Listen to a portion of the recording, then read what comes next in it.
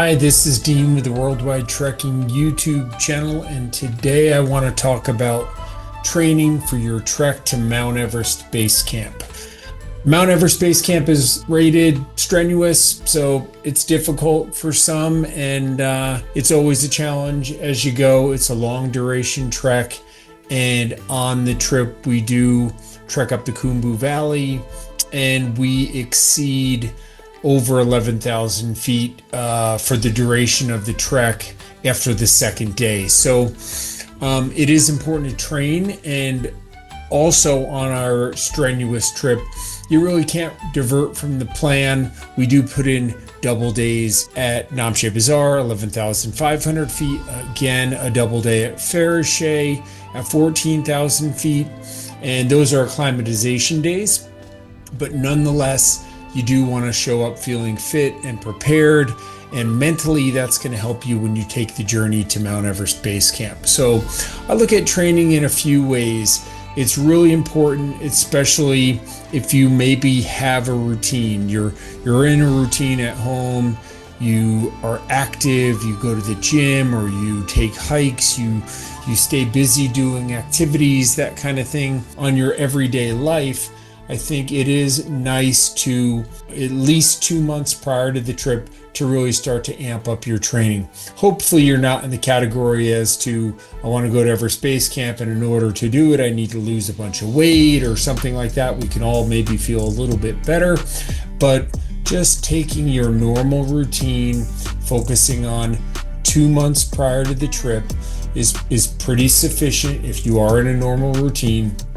And then you say, I'm going to dedicate, the next 6 weeks as I amp up for this trip to be ready when I fly to Nepal to start my trek. And if you take your normal routine and you just increase some of the things that you normally do, you spend a little bit more time at the gym, you maybe take a little bit more frequent walks or hikes during the week or in the evening after dinner, you're focusing on just increasing your normal routine so you can feel a little bit better.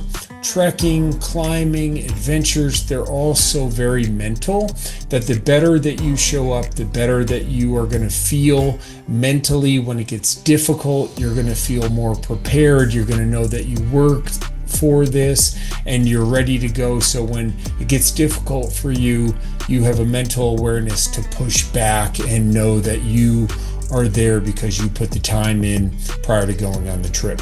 When I look at training, I think of 3 main categories of training that you want to, simulate as you go, and you also want to, make a variation of how you're training. So we want to think of cardiovascular training, getting our heart rate up for an extended period of time. The better cardiovascular shape you're in, whether that's hiking on steeper terrain, whether if that's taking some jogs, whether if that's walking on the treadmill, a way to get your cardiovascular body feeling a little bit more fit. The next one would be strength training. So the core muscle groups in your body, that your stomach, your lower back, your legs, both ascending and descending. So, ascending, we're going to use our lower legs and our calf muscles a little bit more. Descending, we're going to use our upper legs and our quads a little bit more. The body core, of course, your stomach and your lower back, also very important. And then the third would be endurance training. So going on some of your walks, hikes, or visits to the gym and increasing the duration of time that you spend there. So if we were walking on the treadmill and we normally walk for 30 minutes on the treadmill a few times a week, I'd say slower pace, longer period of time. So you're going for an hour or more at a slow pace. All of these things can be enhanced by wearing some of the gear that we would wear. So I often tell people that when they're training, to wear your hiking boots that you would wear on the Everest Base Camp trek is going to help you break the boots in and get used to what they feel like when you're wearing your boots. Even well broken in boots are super important. So wearing them to work, on the weekend, around town, going shopping, putting some hours in those hiking boots is going to help them break in and help them feel more comfortable on the trail. There's nothing more annoying than boots that don't feel great. Another thing that's really nice to do is to wear a little weight on your back, your day pack. Oftentimes people train and they do different things, but they're not as used to wearing a day pack for a long period of time. So wearing your day pack, putting some things in it when you're on the treadmill even, or you're on a walk or a hike, those kind of things can help out. If I put 10 or 15 pounds, even if I don't need it, I put a couple water bottles in there, some extra clothes and some extra gear. I cinch up the waistband and the sternum strap, and I wear that extra weight on my back. That 15 pounds during training is something that you want to do, because when you get on the trail, you're going to have that day pack on, and now your body is used to carrying the weight. Your shoulders are used to having the straps on them, and it doesn't feel foreign when you start your trek. Even wearing your trekking clothes is super important.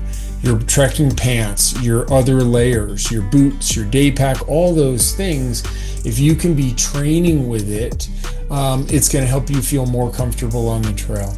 So training with the clothes, the boots, the day pack, super important. You don't want to be wearing that for the first time when you start your trek over in Nepal, and you realize that your pants feel a little uncomfortable in the upper legs or something like that. You want to have comfortable gear, well broken in, your favorites that you're wearing as you go on the trek up to base camp.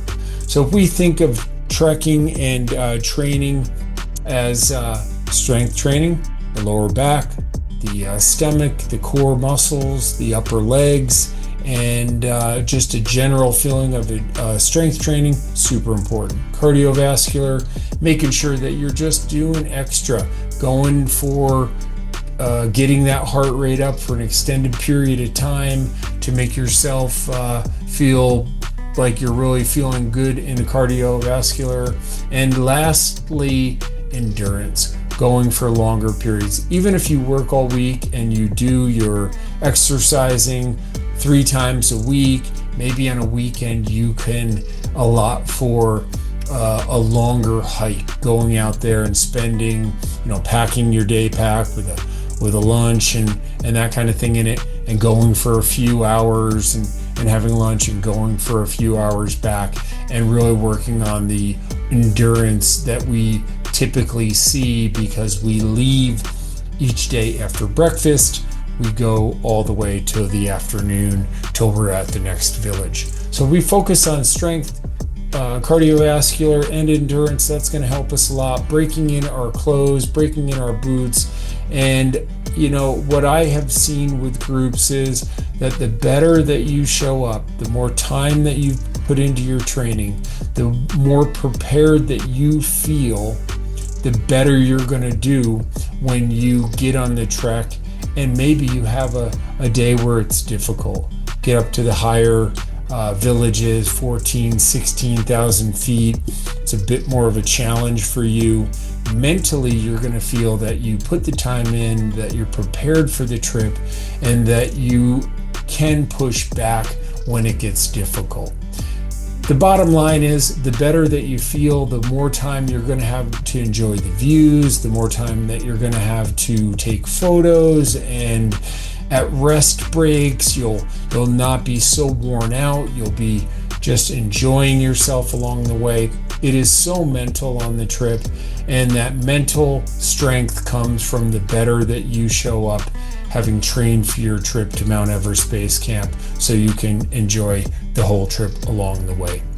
If you have any questions We do have a fitness plan at Worldwide Trekking. When people sign on to the trip, we give them a website that has their drip detail on it. There's a fitness plan on there. There's a nutrition plan on there. There's videos of each exercise we recommend doing. And each of those is able to be done without any special equipment. You could do it in a garage or your living room or anywhere that you choose. And if you follow that routine, 20 minutes a few times a week, some longer duration workouts, motivate yourself to go on a walk after dinner, to just stay active and really focus that last 6 weeks before you depart for your trek, and you should be in good shape. If you have any questions about how to train or what you can do to prepare for your trek to Mount Everest Base Camp, contact us at Worldwide Trekking. We're always happy to help. Like, comment, and subscribe. It really helps us out. Thanks again.